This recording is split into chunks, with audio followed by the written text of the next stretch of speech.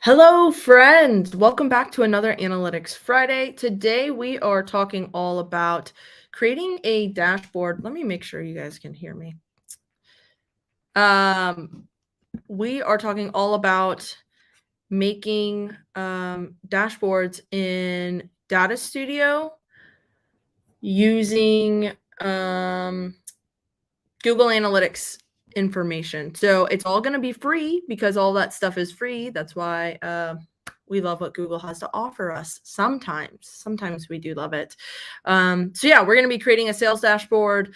Going to wait a couple seconds for everybody to get in here. This is my first time streaming to LinkedIn. Finally got my access to LinkedIn Live, so that's exciting. But yeah, let's see if anybody's gonna come hang out today. Oh, I froze over there. Hopefully that doesn't mess everything up here. All right, if you're joining in, let me know where you are coming from because we like to say hey to all of our friends. Wow, too many Apple devices going this time. Too many. Hold on, friends. Hold on. We're breaking things early. There we go.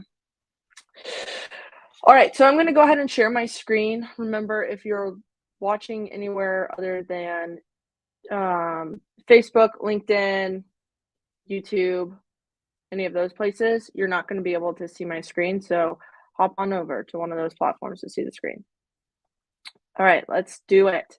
So if you've never used Google Data Studio, I highly suggest you get started with it. It offers a lot of visualization tools. And I always like to say that analytics comes down to two things: identifying trends and outliers. And Data Studio helps you visualize your data so that you can identify those two things in a jiffy.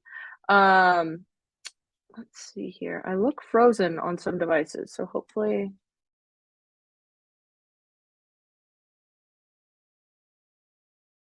Unmute. Great. Or too many places. Oh no, oh no. All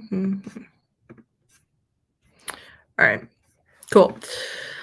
If you have e-commerce set up with in your Google Analytics, this is going to be super duper easy. I'm going to use Google's demo account with Merch Center, or not Merch Center, their merchandise store, to show you how to set this all up. We're going to make ourselves a nice little dashboard here. So let's get to it. All right, let me get this out of the way real quick. Here, where did it go? Banners, get this out so you can see everything. So when you get into Data Studio, you're going to need to add your connector. So you're going to add data, and we're going to use Google Analytics here. Like I said, I'm going to use the demo account so that you can see everything that I'm doing here. And you guys can create the same thing because everybody has access to Data Studio. Oh, should we try and build it with GA4? Let's go for it. See what happens. All right, so now I've added that, and you'll see it's going to start pulling data in as soon as you connect it, but it's not looking like their e-commerce information is pulling through, so we might have to change it to UA. Let's see, versions. Let's see, maybe this will be better because that's on views. Conversions, begin, purchase. There we go. We've got some stuff. Also, if you didn't know this, you can click on the dimensions and the metrics, and it, well, with UA, it will change, like add topics in here so that you can see all the e-commerce things together. It will have them grouped together, but it looks like they don't have that for GA4 yet. Let me switch over to UA so that you can see it. Add data. We're going to come back in here and go to UA. We'll just do raw data so you can see what I'm talking about. Let's see. So as you scroll through, you see how there are these like topics right here. If you scroll down far enough, you're going to see e-commerce. And so now we could do like products, right? Like maybe we want to see all of our different products, not by session duration, because that's not an e-commerce thing. We're going to come down to e-commerce again. A, B, C, D, E. Here we are. Okay, so we're in e-commerce. So maybe we want to do product checkouts. I don't know that they're going to have data on that. Let's do revenue. That's what we want to see.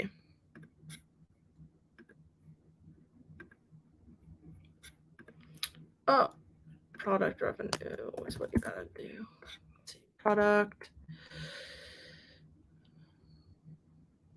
revenue.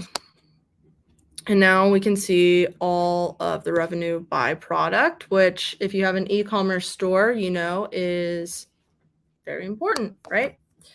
So maybe that's a table that we would like to keep. I hate having row numbers. So the first thing I'm going to do is get rid of those row numbers here under table body. And now we can have these, all of our products sorted by product revenue. Remember, we're trying to look for trends and outliers when we're analyzing stuff. So we can see that. So the Google Merchandise Store has Google and YouTube, I think, are the only two brands that they have things for. Clearly, Google is doing a lot better here. People are getting Google merch more than they are YouTube merch. Yeah, you can see YouTube comes in down here. So people don't necessarily love that. Tumblers. Let's see. Another Tumblr. So yeah, we can see where the revenue is coming from.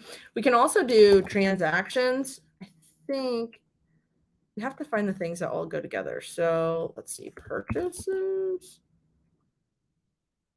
Unique purchases. So you can see like the Tumblr had the most revenue, but the most unique purchases. If we look at it, let's see. Oh, Data Studio's freezing on me here today. Unique purchases were the Eco Tea in black. So, you know, one of those is bringing in more revenue. One of them is bringing in more purchases. How do we get more revenue from these purchases?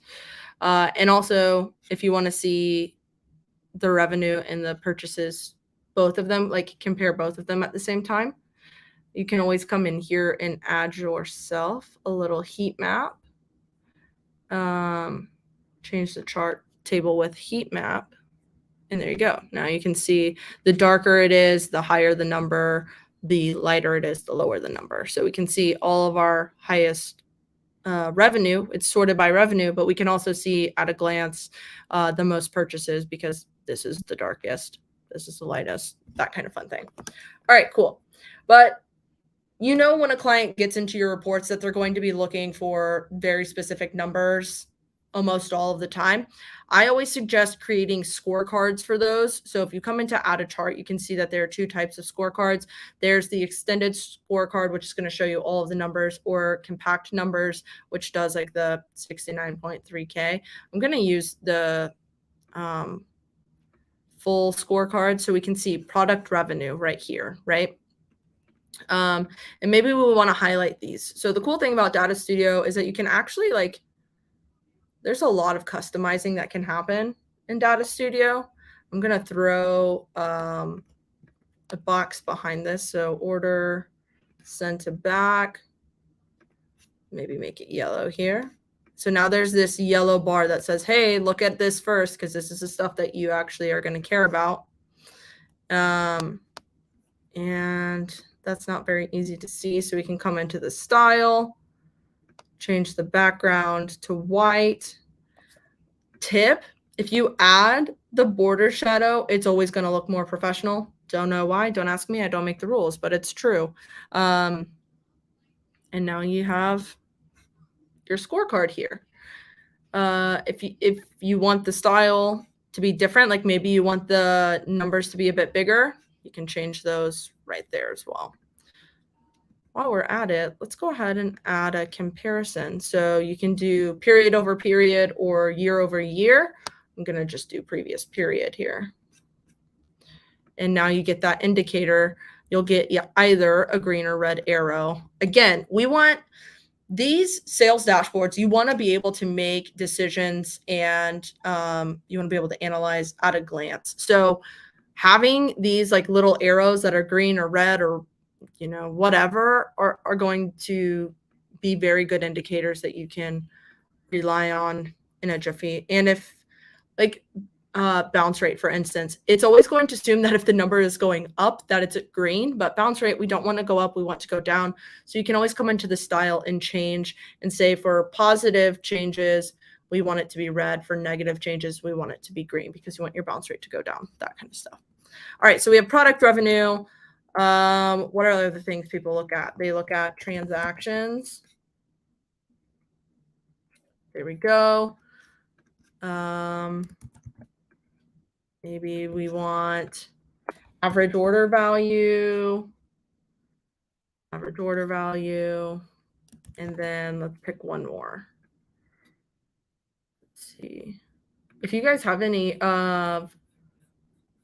let's see. If you have any let's see. How do you handle third-party data? Oh, we'll get to that in a second. But if you have any suggestions for some of these scorecards, let me know, because I'm literally just coming up with stuff off the top of my head. Let's see. Maybe we want, let's do e-commerce conversion rate. E-com conversion rate. Perfect. Oh, see, that one went down. That's something that we could try and handle. All right, so I'm going to select all these just by hitting shift, center them, because it's going to drive me nuts if I don't. And you'll see that I left some space up here. You can always, maybe you want to put your logo here. I suggest putting the client's logo there, but everybody has their own preferences. This is also where you can add controls. So a really good example of why you might want to use a control is like, let's say we are running organic and we're running SEO for a client. They might want to be able to tell like, where did all of these transactions come from? Like they might want to just see organic numbers, or they might want to see just paid numbers. So you can change this control field to source medium, and when they view it, they can say, all right, we only want to see these numbers for Google paid. And then all of this changes, and now I'm only seeing this data for paid users, right? All right, so let's get some more stuff in here. Something that I really like, y'all know I love a scatter plot. I'm gonna go ahead and drop one of these in here, and let's do. This can be difficult because let's see, unique purchases versus product revenue. I don't really want that. Let's do product revenue versus. Let's do product revenue versus. I don't think they have the. Can we do checkouts? Did they have checkouts? I can't remember. Okay, checkouts versus add to carts, maybe? Do they have that? No, because everything's zeros. Great. Product. Let's see. Oh, you can do revenue by purchases, I guess. Product purchases and revenue. Very interesting. So these are all 1, 2, 3. What we want is, you can see there was one unique purchase for $582 for a mug. Something tells me that's not right. If you have everything set up correctly, if you have your funnel set up correctly, things that I would like to look at are how many things are getting added to the cart versus checkouts. Which one of these are falling over or below kind of the trend line, and where can we make those fixes? So you might want to do something like this. Something a lot of people like to see, or let's add a chart here for, let's do our time series. This is pretty normal. We're going to make this guy here a bit smaller so we can add. Let's do our, we can do revenue, but maybe we also want to add sessions. So you can see if there's a trend between how many sessions there are and the revenue that we're getting. I like to make one of them bars and one of them lines. So let's make this one bars.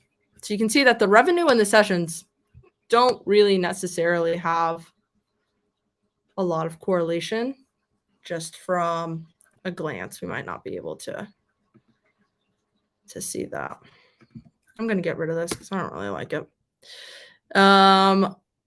Let's see. What are other things that we like to see? Devices. Oops, I didn't mean add that. I meant add chart. Really easy to see kind of how devices are being used. So instead of dimension, I'm going to do device type or device category. Cool. And we'll do transactions. Maybe if those two play well together. Yeah, so you can see that the majority of transactions are coming from desktop, which is not surprising, really. Let's make this legend. I cannot read that very well. So let's make this, there we go, a little bit bigger. So now you have your devices. You have your device type. And maybe there was one more thing. Oh, especially if you have like a national, like international shipping or national clients from all over the place. A map is always fun. This, what metrics are they using for this? Oh, they just made it up. Cool. Let's see. Size, let's do it by revenue.